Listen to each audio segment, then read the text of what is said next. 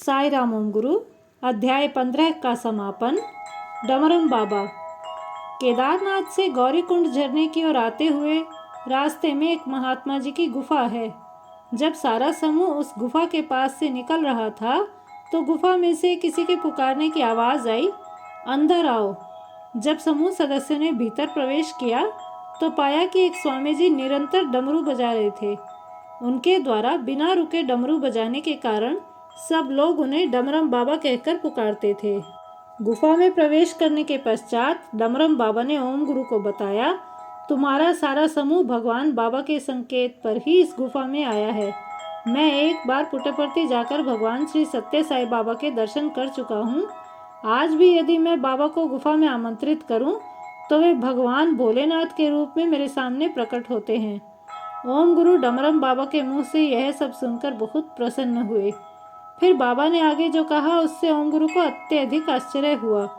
बाबा बोले, 5 वर्षों बाद मैं इसी स्थान पर समाधिस्थ होऊंगा और इसके बारे में तुम्हें पूर्व जानकारी दी जाएगी।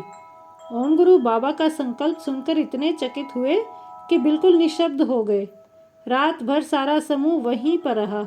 अगली सुबह जब वे जाने लगे तो महात्मा जी ने ओम गुरु को 12 तरह की धातुओं को मिलाकर बनाए हुए 116 सिक्के दिए। वे सिक्के सैकड़ों वर्ष पुराने थे। उन्हें तपनी सिक्के कहा जाता है।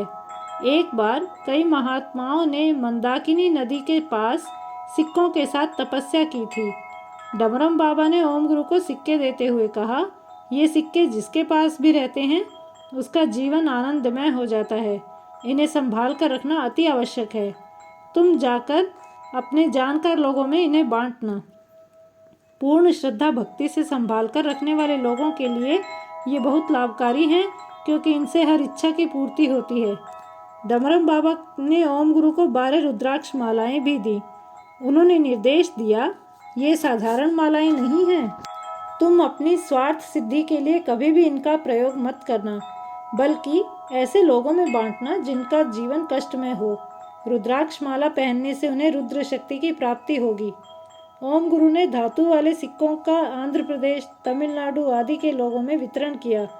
कुछ सिक्के तो 7 समुद्र पार ऑस्ट्रेलिया, अमेरिका आदि स्थानों पर भी पहुंचे। सभी रुद्राक्ष मालाओं का वितरण ऐसे लोगों में हुआ जिनका जीवन कष्टों से भरा हुआ था। सन 2013 में उत्तराखंड महाप्रलय के समय डमरम बाबा का समाधिस्थ होने का वचन सत्य सिद्ध हो गया, किंतु आज भी वे महान आत्मा अदृश्य रूप में केदारनाथ आने वाले श्रद्धालुओं की सहायता करते हैं। उत्तराखंड जल प्रलय से 6 माह पूर्व डमरम बाबा ने ओम गुरु को स्वप्न में दर्शन दिए। वे ओम गुरु पर अति प्रसन्न थे, क्योंकि उनके निर्देशानुसार ओम गुरु ने रुद्राक्ष मालाओं का प्रयोग स्वयं के लिए न करके ऐसे लोगों के लिए किया जिन्हें वास्तव में उनकी आवश्यकता थी। स्वप्न अवस्था में ही डमरम बाबा ने इस विषय को भी उजागर किया कि अब से 6 माह पश्चात वे अपने भौतिक देह का त्याग कर समाधि लेंगे। उन्होंने ओम गुरु को आश्वासन दिया कि कभी भी कठिन परिस्थिति में सहायता मांगने पर वे अवश्य में उनके समक्ष उपस्थित होंगे। ऐसा कहने के पश्चात डमरम बाबा ने ओम गुरु को पाद नमस्कार करने का अवसर प्रदान किया।